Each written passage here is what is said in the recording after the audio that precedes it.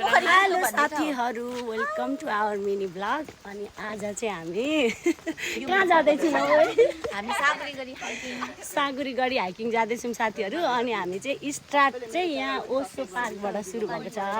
अनि टक्क पानी पनि पर्दैछ, मौसम चाहिँ राम्रै छ यतिको। अब अलि माथि जाँदै बिचबिचमा पनि हामीहरू तपाईँहरूलाई अपडेट दिने नै छौँ। भिडियोलाई लास्टसम्म हेर्न नभुल्नु होला साथीहरू। चाहिँ यस्तो छ साथीहरू,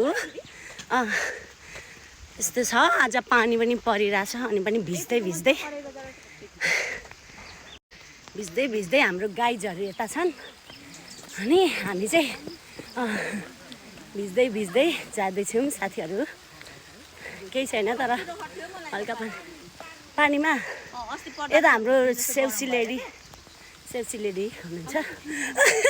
कस्तो दामी छ साथीहरू बाटो।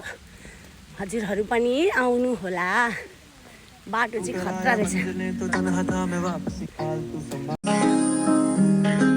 गीत पनि बजाउँदै साथीहरू। पानी परेर आज कस्तो फिल भइरहेछ हो? अनि यता गाइजलाई कस्तो भइरहेछ? ए हो ल साथीहरू, यस्तो सिडी चढ्नु परिरहेछ कि यस्तो छ बाटो। हजुरहरू पनि आउन सक्नुहुन्छ, तर सिडी चाहिँ चढ्नु पर्ने रहेछ। अहिलेसम्ममा हामीले 200 भन्दा ज्यादा चढिसक्यौँ। 2-3 ग्रुप भेटिसक्यौँ यहाँ। अन्त गलेर फ्यालाक्तै भइसक्यो साथीहरू। पानी चिपचिप आउँदै यस्तो छ साथीहरू। तर मलाई घामभन्दा त पानी नै मनपर्छ, मजा पनि आइरहेछ। उकालो भन्नुहुन्छ भने यस्तो गाइजहरू साथीहरू गलेर यस्तो भएछु। यस्तो धेरै गलेको छु नि। काजल त नआएको ठिकै भयो, सक्दिनँ फिस्ता। यस्तो बाटो।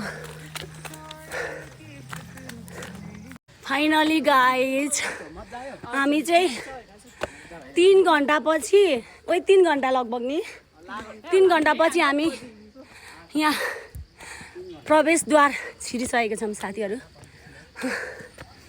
हालत देख्न सक्नुहुन्छ साथीहरू। यति गलेको छौँ हामी, यति गलेको छौँ नि भन्न नै सकिरहेको छैन साथीहरू। हजुरहरू पनि। तर आज मौसमले एकदम साथ दियो क्या हामीलाई नि, काम पनि लागेन नि त। त्यही भएर अब यहाँ टक्क लाएर तपाईँहरूलाई भित्र कस्तो छ म हजुरहरूलाई देखाउने नै छु। फाइनली गाइज हामी चाहिँ सागुरी गढी आइसक्यौँ है। यस्तो छ यहाँको, यस्तो मजाको रहेछ। यस्तो छ साथीहरू सागुरी गढीमा।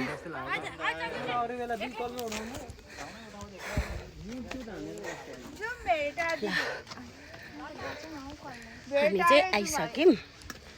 यताबाट यस्तो देखिँदो रहेछ। ल यहाँबाट चाहिँ यस्तो दामी भ्यू देखिन्छ साथीहरू है।